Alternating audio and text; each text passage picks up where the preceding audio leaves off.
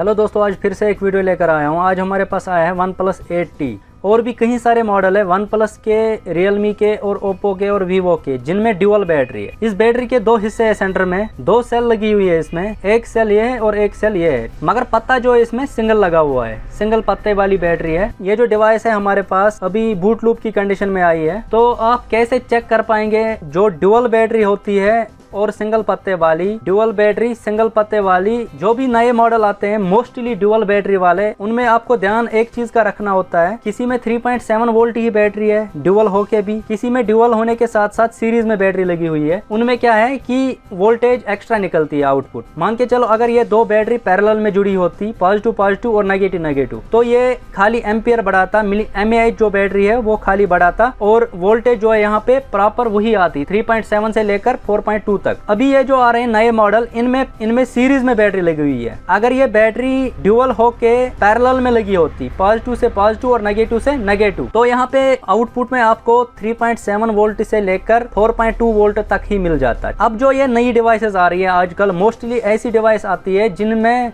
Battery जो है series में जुड़ी हुई है। एक बैटरी का पॉजिटिव और दूसरी बैटरी का नेगेटिव आपस में जोड़ के फिर दो बैटरी से, एक से नेगेटिव एक से पॉजिटिव निकाला गया है। तो उससे क्या होता है, एम्पियर पे तो कोई फर्क ही नहीं पड़ता, mAh में कोई फर्क नहीं पड़ता, खाली पैरेलल में जोड़ने से सेम वोल्टेज रहती है और सीरीज में जोड़ने से वोल्टेज एक्स्ट्रा हो जाती है, डबल हो जाती है। अब मेरे कहने का ये मतलब है, आजकल की जो भी नई डिवाइसेस आ रही है उनमें बैटरी जो है सीरीज में लगी हुई है, दो बैटरी लगी हुई है, सिंगल पत्ता है और सीरीज में जुड़ी हुई है। तो वो क्या है, बैटरी कनेक्टर पे उनके जो बैटरी का पत्ता है, ये बैटरी जो है आउटपुट देती है 7.5 वोल्ट से लेकर 8.2, यानी कि 7.5 वोल्ट टू 8.2 वोल्ट ये आउटपुट देती है ये वाली बैटरी। तो आप जब डीसी सप्लाई से इसको चेक करेंगे तो कैसे चेक करेंगे, मैं आपको बताता हूँ। देखिए, अगर मैं ये जो डीसी सप्लाई है, अगर मैं इसको, ये देखिए मैंने डीसी सप्लाई को 4.2 वोल्ट पे रखा, जो हम नॉर्मली रखते हैं, ठीक है, हर किसी डिवाइस को चेक करने के लिए। मगर ये जो 7.5-8 वोल्ट की बैटरी जो आती है मोबाइल में, आजकल बैटरीज जो आती है, वो आप 4.2 वोल्ट से चेक नहीं कर सकते। क्यों नहीं कर सकते, आप देख सकते हो, डीसी सप्लाई मैंने अटैच कर रखी है, आप देख सकते हो। ये मैंने इसका नेगेटिव जोड़ दिया और ये पॉजिटिव मैंने टीवीजर पे जोड़ दिया, ठीक है।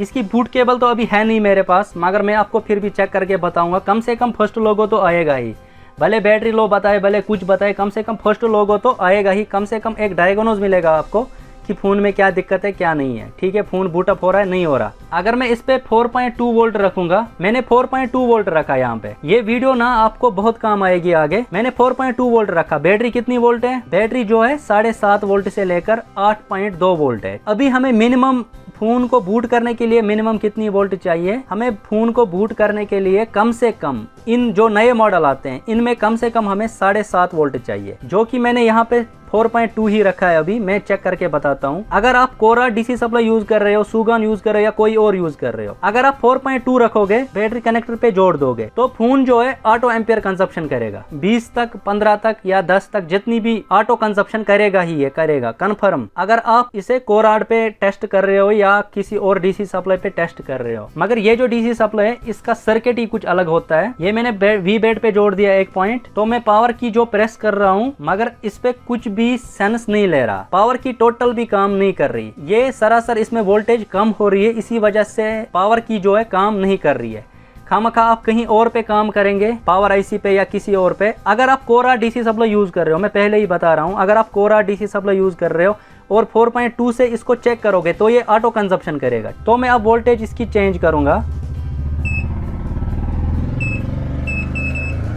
इसको मैं 8 वोल्ट कर रहा हूँ। मैंने 8 वोल्ट सेट कर दिया, आप देख सकते हो। अभी मैं चेक करने जा रहा हूँ फिर से। इस पे ध्यान रहे कभी चिमटी उधर इधर ना जाए तो सर्किट शॉर्ट हो जाएगा, ठीक है, क्योंकि ये 8 वोल्ट है, ये 3.7 नहीं है। आप डीसी सप्लाई पे देख सकते हो, देखिए अभी बूटिंग करने लगा ना, डिवाइस बूटिंग ले रहा है ना डीसी सप्लाई पे। इसका मतलब है जो आजकल की डिवाइसेस आती है दो बैटरी वाले, जो दो बैटरी लगी हुई है और सिंगल पत्ते वाली, उनमें मोस्टली आप देख लेना कि अगर सीरीज में जुड़ी होगी तो 7.5 से लेकर 8.2 वोल्ट तक ले लेगा। मैं आपको बताता हूँ, देखिए चेक करके बताता हूँ। ये डिवाइस जो है बूट लूप में आई है हमारे पास, ठीक है, मैं आपको चेक करके बताता हूँ। अभी मैं चेक करके बताता हूँ आपको।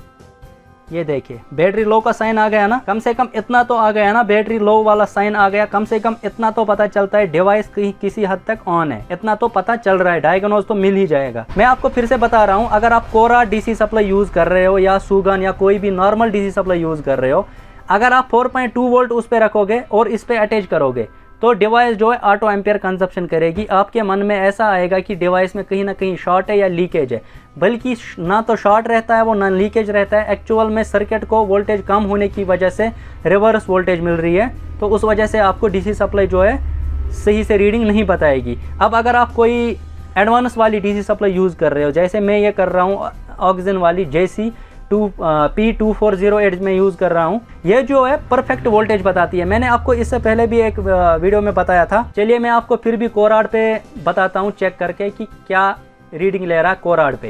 ये देखिए, अगर आप कोराड यूज़ कर रहे हो या सुगन यूज़ कर रहे हो या जो भी पावर सप्लाई यूज़ कर रहे हो, अगर आप 4.2 या 4.3 या 3.7 जो भी आप नॉर्मली फ़ोन्स के लिए यूज़ कर रहे हो, मैं तो 4.2 या 4.3 यूज़ कर रहा हूँ वोल्टेज नॉर्मली फ़ोन्स के लिए, जिनमें सिंगल बैटरी रहती है और 3.7 वोल्ट की बैटरी रहती है। 4.3 और 2 एम्पियर में मोस्टली यूज़ करता हूँ। देखिए, अगर मैं इस पे चेक करूँगा ना इस डिवाइस को, देखिए ये ऑटो कंजप्शन बताएगा, ये वाली डीसी सप्लाई। ये देखिए, अगर मैं इस पे जोड़ दूंगा ना, ये देखिए ऑटो कंजप्शन बता रहा है ना, कितना बता रहा, 0.012। ठीक है, मेरे कहने का ये मतलब है, अगर आप नॉर्मल वाली डीसी सप्लाई यूज़ कर रहे हो ना, तो अगर आप 4.3 वोल्ट या 4.2 वोल्ट रखोगे और इन डिवाइस को चेक करोगे लेटेस्ट वाली, तो आपको कन्फ्यूजन हो जाएगा। तो आपको क्या कन्फ्यूजन होगा, देखो मैं जो ही इस पे वीबैट पे जोड़ रहा हूँ, ये ऑटो कंजप्शन कर रहा है। ठीक है, ये बैटरी हटा के रखी है मैंने, अगर आपको नज़र आ रहा होगा, मैंने यहाँ पे बैटरी हटा रखी है। ठीक है, ये देखिए बैटरी मैंने हटा रखी है और ये ऑटो कंजप्शन कर रहा है।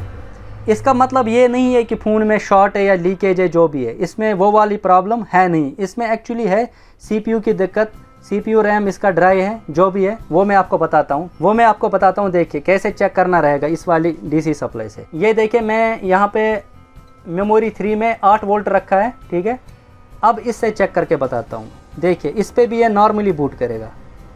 देखिए अब ऑटो एम्पियर नहीं ले रहा है ना ऑटो एम्पियर। अब ये देखिए मैं पावर की प्रेस कर रहा हूँ, अब बूट करने लगा डिवाइस। मेरे कहने का मतलब ये है, जब भी आपके पास ड्यूअल बैटरी और सिंगल फ्लैक्स वाला फ़ोन आए, ड्यूअल बैटरी और सिंगल फ्लैक्स वाला फ़ोन जब भी आपके पास आए, जिसमें 3.7 की 2 बैटरी लगी हो और सीरीज़ में जुड़ी हो, तो उसके लिए आपको डीसी सप्लाई को 8 वोल्ट पे सेट करना है, ना कि 4.2 4.5। ठीक है, आपको 8 वोल्ट पे सेट करके चेक करना है। अगर आप 4.3 या 4.2 या 3.7 यूज़ कर रहे हो, तो ये जो नॉर्मल वाली डीसी सप्लाई है ये बताएगी कि इसमें शॉर्टिंग है। आप देख सकते हो, ये देखो फिर भी ये शॉर्टिंग बता रहा।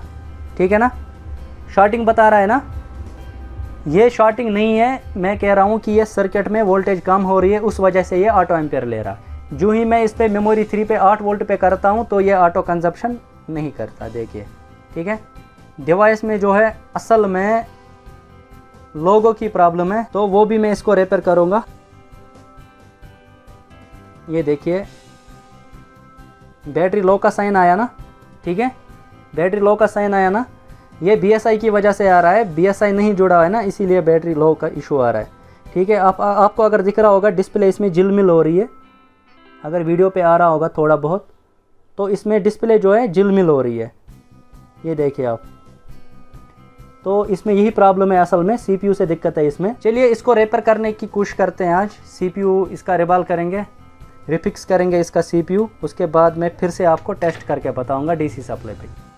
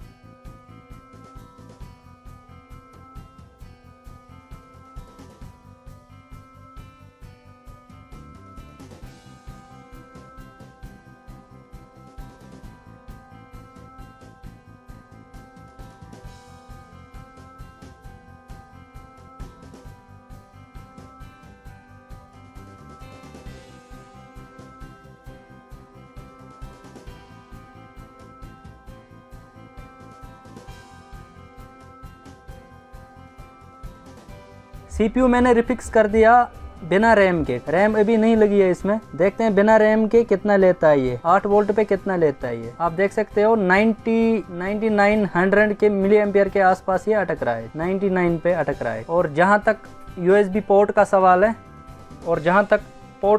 है, ये Qualcomm पोर्ट भी ले रहा है, ठीक है। इसका मतलब अभी रैम लगाना बाकी है। यहाँ तक ऑलमोस्ट सक्सेस हो गया है, 90% चांस है कि ये डिवाइस ऑन हो जाएगी। पोर्ट भी ले रहा है और यहाँ से DC सप्लाई पे 100 के आसपास अटक रहा है। चलिए रैम लगा के चेक करते हैं।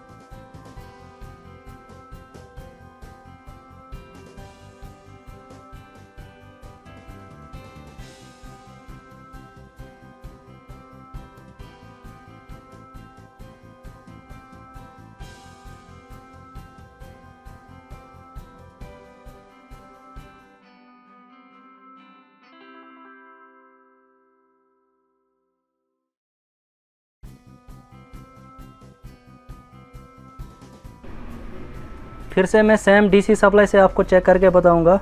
8 वोल्ट पे डिवाइस जो है सक्सेसफुली बूट अप हो चुकी है। बैटरी इज़ टू लो बता रही है, मगर शायद बूट करेगी, आगे भी जाएगी शायद।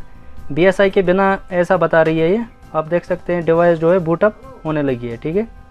बैटरी लो तो आ गया पहले लोगो, उसके बाद डायरेक्ट सेकंड लोगो आ गया, ठीक है।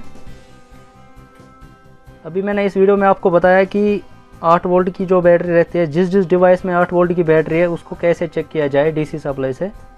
वीडियो पसंद आ गई हो लाइक शेयर सब्सक्राइब ज़रूर करें, चैनल पे नए हो तो सब्सक्राइब करें। मिलते हैं नेक्स्ट वीडियो में, तब तक के लिए tata bye bye, take care, अल्लाह हाफिज़।